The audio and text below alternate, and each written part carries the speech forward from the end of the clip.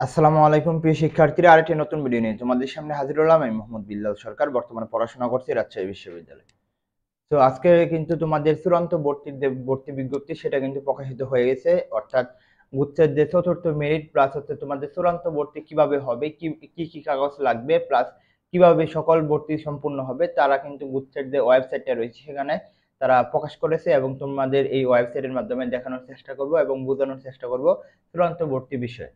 তো আশা করি তোমরা বুঝতে পারবে, এবং যারা আজকে নতুন দেখবে অবশ্যই আমাদের সাথে থাকবে সাবস্ক্রাইব করে। তো আমাদের বিষয়টা হচ্ছে যে চূড়ান্ত ভর্তি বিষয়ে অনেক দূরে বুঝতে পারতেছে না যে কিভাবে কি হবে, সেই বিষয়ে কথা বলবো। প্রথম যেটা কথা বলবো সেটা হচ্ছে চতুর্থ মেরিটের ভর্তি কার্যক্রম কিন্তু আজকে শুরু হতে যাচ্ছে। অর্থাৎ আজকে 12টায় শুরু হবে, কালকে রাত 12টা পর্যন্ত চলবে এখানে বলা হয়েছে। এবং যেটা বলা হয়েছে 5,000 টাকা দিয়ে কিন্তু নিশ্চয়ন করতে হবে। কিন্তু এই 2 দিনে কিন্তু তোমাদের যে কাগজগুলো লাগবে বা ডকুমেন্ট গুলো লাগবে তারা কিন্তু এগুলো চায় নাই। কবে চাইছে আমরা এখানে দেখতে পারবো যে চূড়ান্ত ভর্তির সংক্রান্ত যে বিজ্ঞপ্তিটা, সেখানে আমরা কয়েকটা বিষয় আমরা এখানে দেখতে পারবো। 1 নাম্বার যে বিষয়টা সেটা যদি তোমাদের একটু বোঝানোর চেষ্টা করি, দেখো 5/10/2024 এবং 27/10/2024 তারিখের মধ্যে বিশ্ববিদ্যালয়ের যে বিভিন্ন কোটা সহ ভর্তি সংক্রান্ত ভর্তি সম্পন্ন করতে হবে। অর্থাৎ তোমাদের মেইন কাজ শুরু হতে যাচ্ছে 5 তারিখ থেকে, অর্থাৎ 5 অক্টোবর থেকে। কি কাজ শুরু হতে যাচ্ছে সেটা হচ্ছে যে তোমাদের যে মানে চূড়ান্ত ভর্তি সেটা কিন্তু শুরু হতে যাচ্ছে। এবং অনেকজনও বলতেছিল যে ভাই এই বছর কি কোঠার যে ফলাফলটা সেটা কি দিবে নাকি। অবশ্যই, যেহেতু যদিও কোঠা সংস্কার হয়েছে কিন্তু বিশ্ববিদ্যালয়ে কিন্তু কোঠা এখনো সংস্কার হয়নি। তো তোমরা এটা নিয়ে অনেকজন চিন্তিত ছিল যে আমাদের কোঠা রয়েছে, এখন কি আমাদের যে মেরিটটা সেটা কি দিবে নাকি। অবশ্যই তোমাদের মেরিট বিষয়ে এখানে কথা বলে দিয়েছে যে 5/10/24 অর্থাৎ 27/10/24 অর্থাৎ 2024 সালের মধ্যে এই কোঠা সহ সকল কার্যক্রম যারা চান্স পেয়েছে প্রথম, দ্বিতীয়, তৃতীয়, চতুর্থ মেরিটে, তাদের কিন্তু ভর্তি সংক্রান্ত মানে সকল কিছু এখানে বলা হয়েছে যে সশরীরে বিশ্ববিদ্যালয়ে গিয়ে, অর্থাৎ যে যে বিশ্ববিদ্যালয়ে তুমি চান্স পেয়েছো সেই বিশ্ববিদ্যালয়ে গিয়ে তোমার মানে ভর্তি মানে মানে ভর্তি তোমার শেষ করতে হবে। ভর্তি যে কার্যক্রম সেটা শেষ করতে হবে। কি বলা হয়েছে যে তৃতীয় এবং চতুর্থ পর্যায়ে ভর্তিকৃত এবং বিভিন্ন কোটার ভর্তি জন্য মনোনীত শিক্ষার্থীদের মূল কাগজপত্র কি কি, এসএসসি এবং এসএসসির সমমান এবং অর্থাৎ মার্কশিটটা যে রয়েছে নম্বরপত্র, সেইগুলো নিয়ে কিন্তু ভর্তিকৃত সকল যে যে কাগজপত্র প্লাস হচ্ছে যে ওই সময়ের মধ্যে একটা টাইম দিবে, সেই সময়ের মধ্যে কিন্তু তোমাদের ওই বিশ্ববিদ্যালয়ে গিয়ে সশরীরে গেলে, অর্থাৎ তোমার নিজে গিয়ে কিন্তু ওই বিশ্ববিদ্যালয়ে এইগুলো জমা দিতে হবে। এবং আরো কিছু ক্রাইটেরিয়া থাকে যে ভাইভা একটা অনুষ্ঠিত হয় সিম্পল ভাবে, সেখানে গেলে কিন্তু তোমরা ওইখানে হয়ে যাবে আর কি।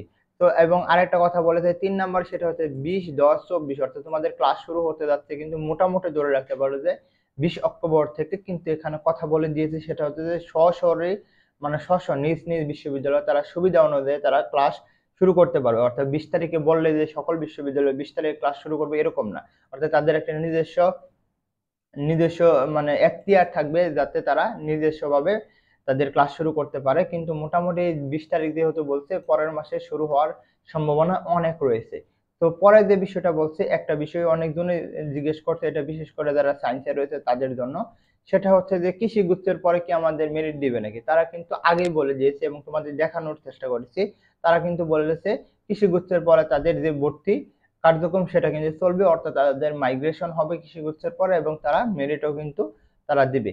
এখানে তারা বলে দিয়েছে যে চূড়ান্ত ভর্তি এবং কৃষিগুচ্ছের ভর্তি প্রক্রিয়ার পর আসন শূন্য থাকলে, তারা শর্ত দিয়েছে যদি আসন শূন্য থাকে তাহলে জিএসটির ওয়েবসাইটে সাবজেক্ট এবং বিভিন্ন বিশ্ববিদ্যালয় মাইগ্রেশন ভর্তি কার্যক্রম চলবে। এবং কৃষিগুচ্ছের পরেই কিন্তু তারা তাদের যে ভর্তি কার্যক্রম অর্থাৎ 23/24-এর যে ভর্তি কার্যক্রম সেটা সমাপ্তি ঘোষণা করবে। এবং আবার বলতেছে প্রথম এবং দ্বিতীয় পর্যায়ে প্রাথমিক ভর্তিকৃত শিক্ষার্থীদের যে মানে মূলপত্র দুইটি এসএসসি এবং এসএসসি সংশ্লিষ্ট বিশ্ববিদ্যালয় হতে চূড়ান্ত ভর্তিকৃত বিশ্ববিদ্যালয়ে জমা দেওয়ার তারিখ পরবর্তীতে জানানো হবে। অর্থাৎ আমরা জানি যে প্রথম এবং দ্বিতীয় মেরিটে যারা চান্স পেয়েছিল তাদের কিন্তু যে সশরীরে গিয়ে যে বিশ্ববিদ্যালয়ে চান্স পেয়েছে সেই বিশ্ববিদ্যালয়ে তাদের মূল মার্কশিট গুলো জমা আছে। কিন্তু যখন চূড়ান্ত ভর্তি হবে, যে বিশ্ববিদ্যালয় চূড়ান্ত ভাবে আসবে, তখন কিন্তু তাদের অবশ্যই যে বিশ্ববিদ্যালয়ে চূড়ান্ত ভাবে ভর্তি হবে সেই বিশ্ববিদ্যালয়ে এই মার্কশিট গুলো যে বিশ্ববিদ্যালয় আছে ওই বিশ্ববিদ্যালয় থেকে এনে মানে চূড়ান্ত বিশ্ববিদ্যালয়, অর্থাৎ মনে করো তুমি জাতীয় কবি কাজী নজরুল ইসলাম বিশ্ববিদ্যালয়ে চান্স পেলে, ওইখানে তোমার মূল মার্কশিট আছে, অর্থাৎ তুমি প্রথম দ্বিতীয় মেরিটে চান্স পেয়েছিলে যারা।